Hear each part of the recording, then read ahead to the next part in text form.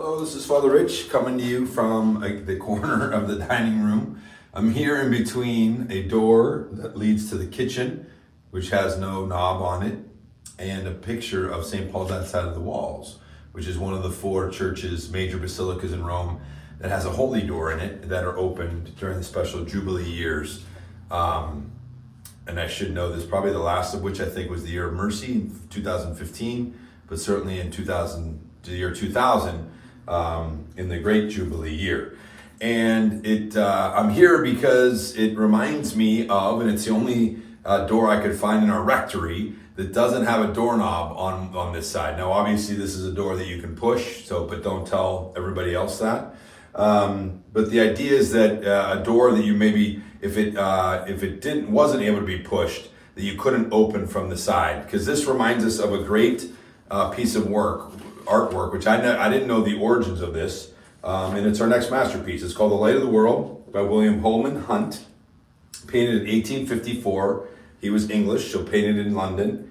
And it's not his version that's become most popular. We actually had a stained glass window in the baptistry down in St. Joe's in Warren, where I last was, that was this image of Jesus knocking at the door. But it was a version that's by Warner Salmon that it says here that adorn many Sunday school rooms, and you might be familiar with that. This is the original version, and this is the picture right here. So I really find it to be it's a beautiful painting. I didn't know this was the original. I'm used to the one that they're saying, the Salmon version of it, that's become widely popular and many reproduced repeatedly. But this one, it's based on Revelation 3:20. Here I stand at the door and knock. And it reinforces this idea that only Jesus is able to, he knocks at our door of our hearts, and it's only us able to open to him. He doesn't force himself upon us. So that's why the doorknob in this painting, it does not have a doorknob that he can open, but it only waits to be opened by us. It also, in this version of it, has the weeds and the bramble at the bottom of the door, kind of showing those things that are obstacles to being open, the spiritual obstacles, the sin, the vice, the distractions that can prevent us from opening our hearts to the door of our hearts to Christ. So it's a great depiction. It actually kind of shows an ominous setting. It's a little dark, a little more powerful than the ones I'm used to seeing. The only real source of light is the lantern that Jesus carries as the light of the world, but as well as the halo. He's wearing garb of a priest and a king, so reinforcing his identity and Jesus being the anointed one, anointed as king and priest. And in the book of Hebrews, really showing how those two are brought together. So some real theological depth here, even though it's a very kind of sturdy portrait. They kind of say that the artist, Hunt, was trying to make it less kind of wispy, so to speak, and translucent, if you will, that a lot of the paintings of Christ and, sacred things would be done. So very kind of down to earth, very real depiction. And the last piece they mention that the crown, he has two crowns on, one of a king and then one of the crown of thorns. So some real spiritual depth here.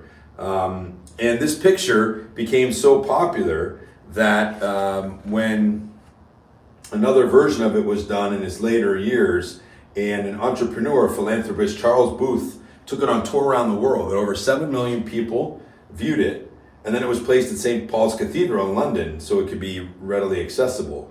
So the immense popularity of the print, as they say, many alternative versions were done, and it kind of drew to an iconic status to the degree that now I didn't even know who was the originator of it, because you see it very often depicted and around.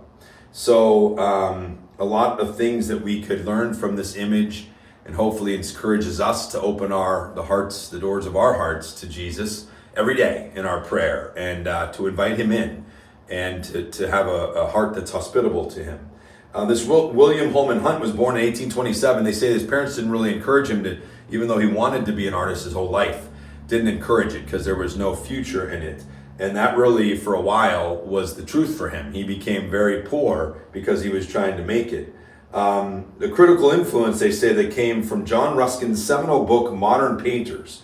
An artist friend Bard lent it to him, and they say that he read it in 24 hours, stayed up all night just to read it because he only had a 24-hour window to borrow it. He wanted to consume the whole thing. So this really had a huge influence on him, and was really how he approached, in the spirit of Ruskin, how he approached his artwork. But they say that a turning point came when he started this group, or was part of this group they called the Pre-Raphaelite Brotherhood, in 1848, with John Everett Milius and Dante Rossetti. They started this kind of movement in an effort in art. They say they were wild, flamboyant, and a rebellious trio, bent upon overturning the artistic standards of their day. They dismissed the general direction that art had taken since Raphael, and disliked the stiff academic style of painters such as Joshua Reynolds, Peter Paul Rubens. They looked down upon Rubens and did not like his work. So the Pre-Raphaelites did not immediately catch on as an artistic movement and received a great deal of criticism. So that means, again, they weren't really they weren't successful financially. But then eventually John Ruskin, this one who wrote the book that influenced, I keep forgetting his name. What's his name? Hunt. That should be an easy name. He endorsed them. So he ended up being kind of one who helped promote them, and that helped them get some relief and some support.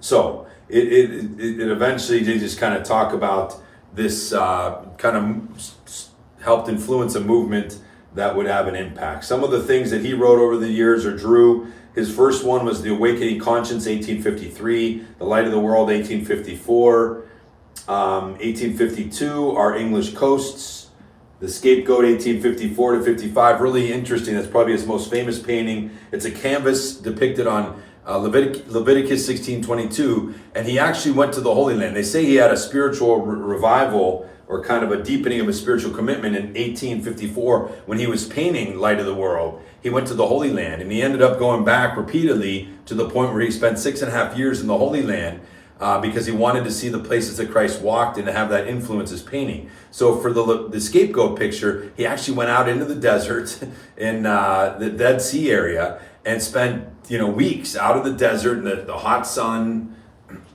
horrible conditions, with a goat, and so that he could get a realism in this painting that he wanted to paint based on the Day of Atonement and the sending out of the sins of the people out on the scapegoat, the goat, into the desert once a year. And so really took his kind of entry into his painting to a whole nother level, and was honored for that. He, in 1870 to 73, he did The Shadow of Death, in which that he was also well known for and became popular for. So a lot of good stuff here, but this hopefully encourage you to go check out The Light of the World, read Revelation 3:20, and reflect on that invitation, that idea of letting Christ's light enter more fully into our hearts by inviting him in every day. And I'm grateful for this picture by William Hunt that reinforces this masterpiece. So that was masterpiece number 34. We now go to tomorrow or later, masterpiece 35, The Heart of the Andes by Frederick Edwin Church from 1859. Thanks for joining me. Have a great day. God bless.